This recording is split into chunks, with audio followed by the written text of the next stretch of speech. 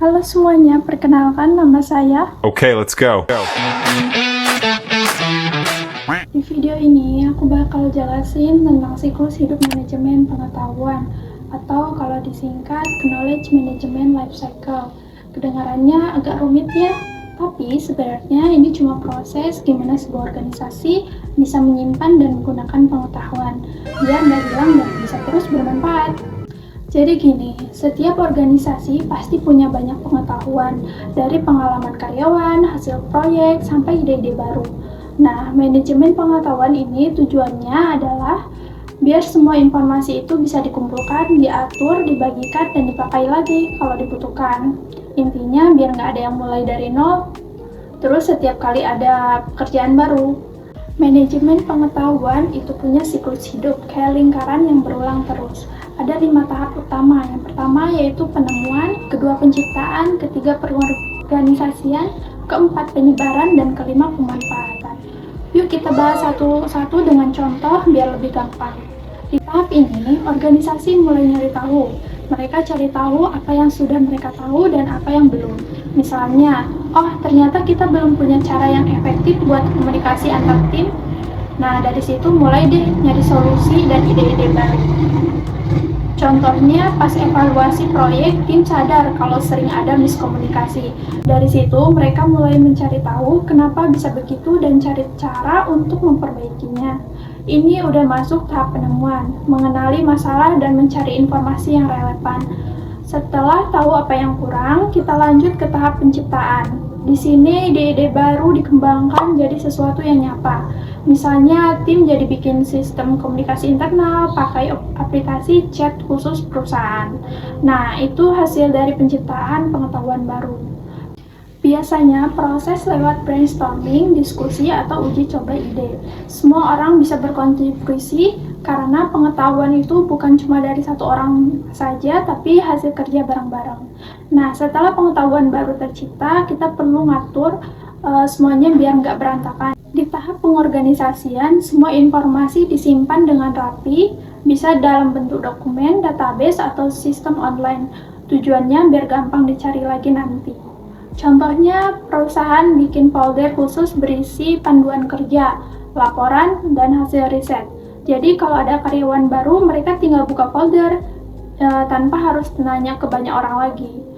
Kalau udah tersusun rapi, langkah berikutnya adalah menyebarkan ke orang yang membutuhkan. Bisa lewat rapat, pelatihan, portal online, atau bahkan grup WhatsApp kantor.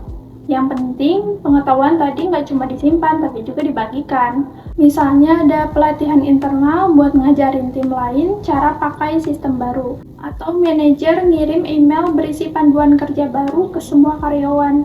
Nah, itu contoh proses penyebaran pengetahuan. Tahap terakhir dan paling penting yaitu pemanfaatan. Di sini pengetahuan tadi benar-benar dipakai dalam pekerjaan sehari-hari. Misalnya sistem komunikasi yang baru tadi akhirnya digunakan semua tim dan hasilnya kerja jadi lebih cepat. Kalau semua tahap dijalankan dengan baik, hasilnya besar banget. Produktivitas meningkat, keputusan lebih tepat, inovasi makin cepat, dan organisasi nggak kehilangan pengetahuan penting. Semua orang jadi belajar bareng dan tumbuh bareng. Biar sistem ini berjalan dengan baik, ada beberapa hal penting, yaitu 1. Pahami dulu kebutuhan organisasinya. 2. Tentukan strategi dan alat yang pas. 3. Yaitu terus dievaluasi dan diperbarui. Jadi intinya siklus hidup manajemen pengetahuan ini adalah proses berulang untuk terus belajar dan berbagi. Pengetahuan bukan cuma untuk disimpan, tapi juga dipakai dan dikembangkan. Kalau semua orang mau berbagi, organisasi bisa tumbuh lebih cepat dan lebih pintar. Nah, sekian penjelasan dari saya. Terima kasih. Nice.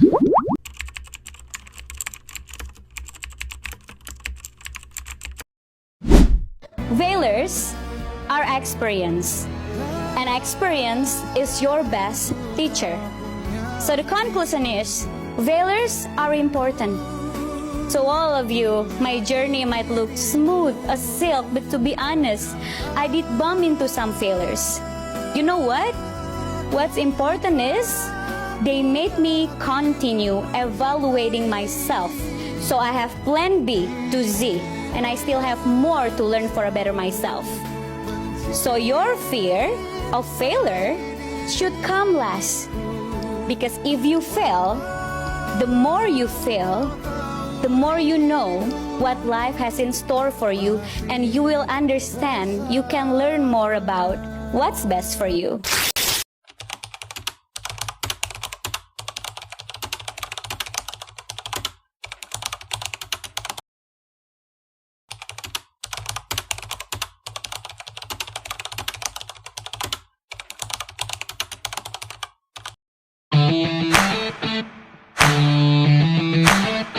Thank you for watching.